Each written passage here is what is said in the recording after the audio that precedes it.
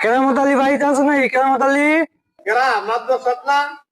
হ্যাঁ, আইন মাদ্রাসা আপনি আমার খাইয়া নিয়ে রয়েছি। আইন মাদ্রাসা বলেন।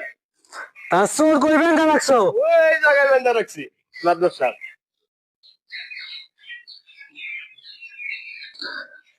তার চোরে কি চুরি করছে কেরামত আলী? আমার মুরগি চুরি করছে মাদ্রাসা। মাদ্রাসা এই আন্ডা সুদের দিকে পাড়ার মুরগি খুয়ারে ঘুমাইতে পারে না। হ্যাঁ বুঝ বাবা আছি। বাবা আন্ডা চোরা চুরি বন্ধ করবো কবে থেকে? কোনোদিনই না মাদ্রাসা। কি? না মানে আমি তো চুরি করি নাই মাদ্রাসা।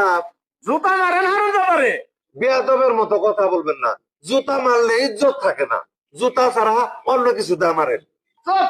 চুরের চুরি আমার সেনা চুরি পিটিয়া লম্বা বানি হারাম বাবারে। পিঠে লম্বা বানিয়ে ভালাবো? লম্বায় কম আছি আর কি। আবার কথা শোনো কেরামত আলী, ওই 50টা জুতা মেরে মারো আর মাথা না গ্রাম থেকে তাড়াই দাও।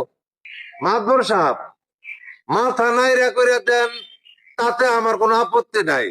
কারণ আমার মাথায় ভাই চুল নাই, বাকি কটা চুল না থাকলেও আমার কোনো সমস্যা নাই মাতবর সাহেব।